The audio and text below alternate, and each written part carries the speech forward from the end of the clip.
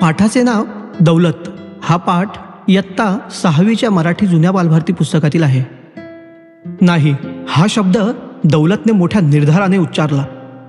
तो शब्द ऐकून तात्या देशमुखांनी झटक्याने मान फिरवली आणि ते रागाने चालते झाले. ते तसे गेल्यावर मात्र दौलतच्या मनाला प्रश्न पडला, आपण केले हे बरोबर की चूक? तात्या देशमुख गावातले वजनदार देशमुख तर होतेच, शिवाय दौलतचे उपकार करतेही होते. त्या दिवशी घरात नदीचे पाणी शिरल्यावर मोठ्या मेहरबानीने तात्यांनी त्याला आपल्या जुन्या वाड्यात राहायला जागा दिली होती. गेले 15 दिवस तो तेथे राहत होता.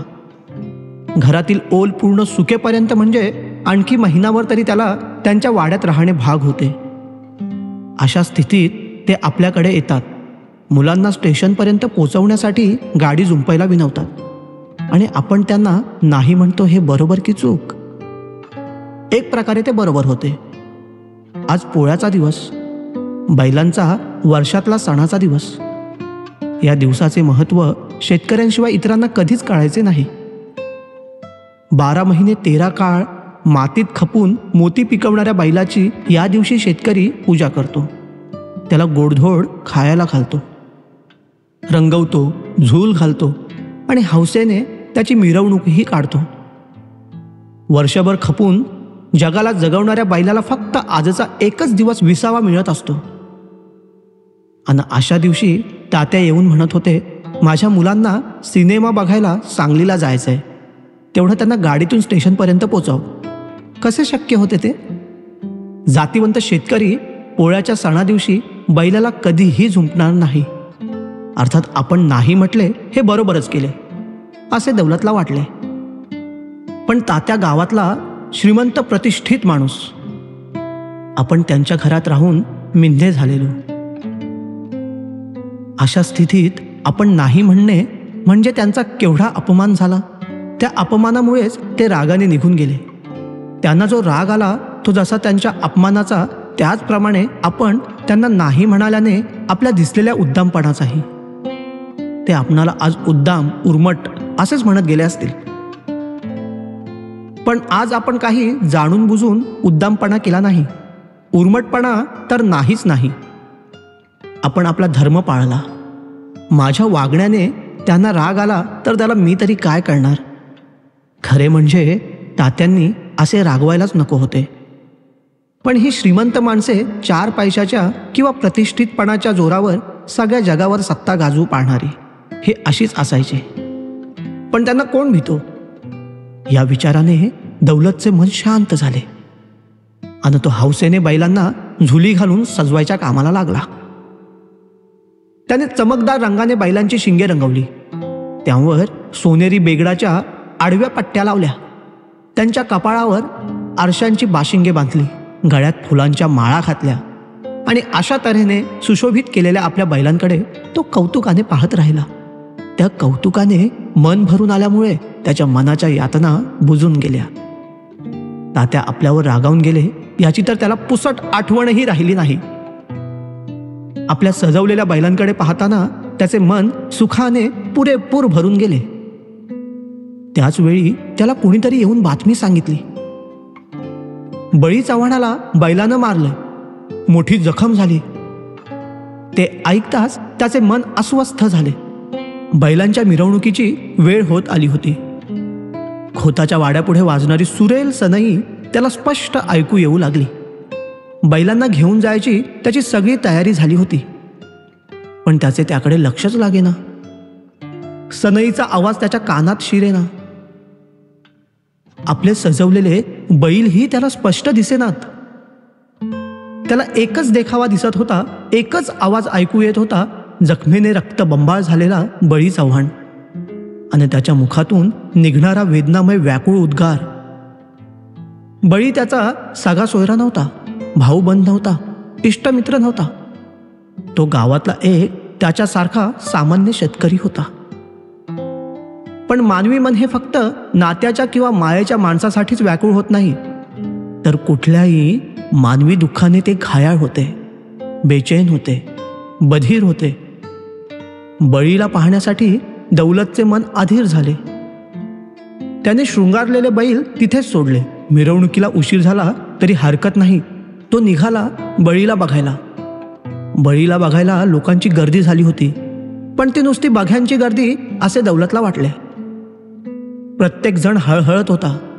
दवाखान्यात न्यायला पाहिजे, डॉक्टर बोलवायला पाहिजे असे प्रत्येकाच्या तोंडातून निघत होते, पण ते करायला एकही धजत नव्हता. त्या गर्दीला बाजूला सारून दौलत बळीजवळ गेला. बळीच्या मांडीत शिंग घुसले होते. रक्तस्राव भलताच झाला होता. फेट्याने त्याची मांडी आवळली होती, तरी अजून रक्त ठिपकत होतेच. भळत्या रक्तस्रावाने बळीला मूर्छा आली होती. त्याची म्हातारी ओरडत ओरडत होती आणि त्याचा भाऊ त्याला धरून बसला होता.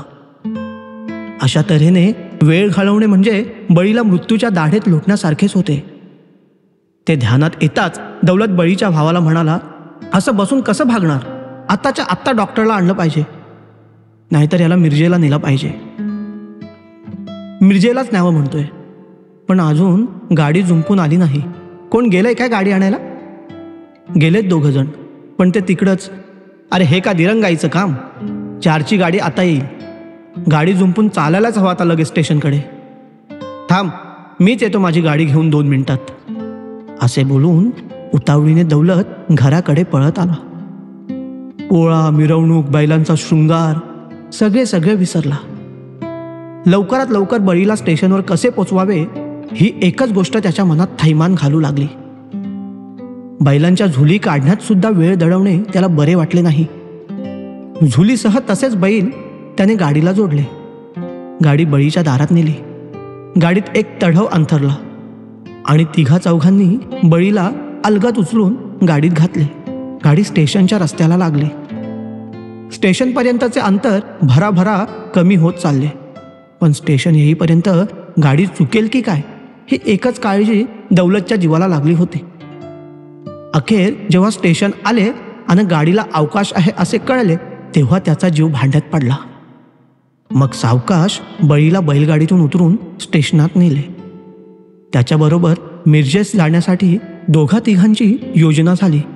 तेवढ्यात स्टेशनात गाडीही आली. बळीला व्यवस्थित चढवून बसवला गेला. गाडी निघून गेली.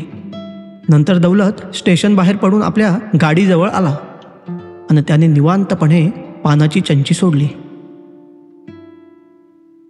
आता पान खाऊन तो परत जायला निघणार होता. त्याने सुपारी कातरून तोंडात टाकली. तोच तात्या आपल्या गावाकडे पायी चालू लागलेले त्याला दिसले. त्याबरोबर त्याला आठवले, तात्या मुलांना पोचवायला आलेले दिसतात. कसे बरे आले असतील? मुलांना घेऊन चालतच आलेले असणार. त्याशिवाय काय मार्ग होता? अरे येताना आपल्याला धांदलीत ते सुचलेच नाही. सहजासहजी त्यांच्या मुलांना आपल्याला गाडीतून आणता आले असते. त्यांचा राग घालवता आला असता. चुकलेच सगळे. असो, आता तरी त्यांना बोलवावे म्हणून तो चंची सावरत उठला. 2 पावले त्यांच्याकडे गेला. त्याने हाक मारली, तात्या, अहो तात्या. तात्यांनी वळून त्याच्याकडे पाहिले. निखाऱ्यासारख्या लाल डोळ्यांनी ती नजर बघताच दौलत बावरला. तात्यांनी विचारले, काय? केव्हासा आलासा? कशाला हवी तुला ती चौकशी? अन हो रे, आज बैलांचा सण आहे ना, गाडी जुंपायची नव्हती ना? पण बळीला भारीच जखम झाली होती. त्याला मिरजेला नेणं जरुरीचं होतं. सण कवाबी करता येईल, पण बळीचे प्राण गेले असते तर? तात्या चमकले व झरझर निघून गेले. तर मित्रांनो, हा होता इयत्ता 6वीच्या जुन्या मराठी बालभारती पुस्तकातील दौलत हा धडा. असेच मराठी जुने धडे आणि कविता जर तुम्हाला ऐकायचे असतील तर आमच्या या चॅनलला सबस्क्राईब करून ठेवा आणि बेल आयकन जरूर दाबा, कारण आम्ही अपलोड केलेला आपल्या आठवणीतला धडा हे सर्वात पहिले तुमच्याकडे पोचवावे म्हणून आमच्या चॅनलशी जोडून राहा आणि आपले मत कमेंट्समध्ये कळवा. धन्यवाद.